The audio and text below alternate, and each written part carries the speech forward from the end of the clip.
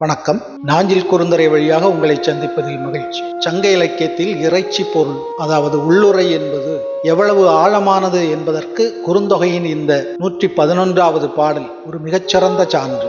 தலைவியின் உடல் மெலிந்து போகிற நோய்க்கு காரணம் அறியாத அன்னை விரியாடும் வேலனை அழைத்து வந்து முருகனை வழிபடச் சொல்கிறாள். ஆனால் உண்மை என்ன?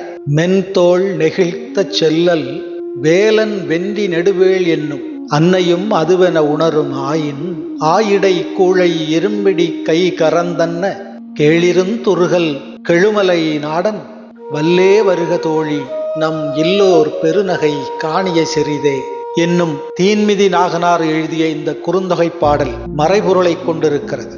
சங்ககால வேலன் வெறியாட்டு என்னும் நிகழ்வையும் அது குறித்த ஒரு தெளிவான பார்வையையும் முன்னே வைக்கின்றது. தலைவனும் தலைவியும் களவொழுக்கத்திலே இருக்கிறார்கள். தலைவன் திருமணத்திற்கு இன்னும் சரியான முடிவெடுக்காமல் காலம் தாழ்த்தி கொண்டே இருக்கிறான். தலைவியோ அவன் நினைப்பிலேயே இருந்து கொண்டிருக்கிறாள். உடல் மெலிந்து வருகிறது. இதை பார்க்கிற தலைவியின் தாய் பண்டைய வழக்கம் போல வெறியாடல் நிகழ்த்தி குறி சொல்கின்ற ஒரு வேலனை அழைக்க நினைக்கிறாள்.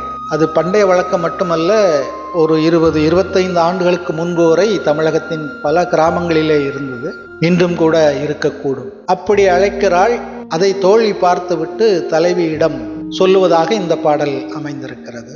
உன் மென்தோள் நெகிழ்ந்து கொண்டே மெலிந்து கொண்டே போகிறது. உன் தாய் இந்த வேலனை அழைத்து வருவாள். அவன் வெறியாடி விட்டு இதற்கெல்லாம் அந்த முருகன்தான் காரணம் என்று சொல்லிவிடப் போகிறான். உன் தாயும் அதுவே உண்மை என்று முழுமையாக நம்பிவிடப் போகிறாள். ஆனால் அதற்கு முன்பாக அந்த யானை துதிக்கையை மறைத்து வைத்து கொண்டு நிற்பது போல தோற்றமளிக்கிற அந்த பெரிய மலையினுடைய தலைவனை விரைந்து இங்கே வரச் சொல், இந்த திருமணத்தை நடத்த சொல். அவன் இந்த நகைப்பிற்குரிய செயலை கண்டு சிரிக்கட்டும், அவனை விரைந்து வரச் சொல் என்று கூறுகிறாள். தாய் வேலனை நம்புகிறாள்.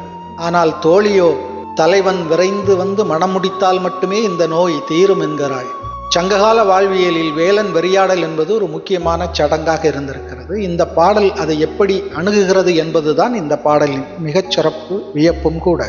இந்த மறைபொருளின் ஆழம் உங்களுக்கு பிடித்திருக்கும் என்று நம்புகிறேன்.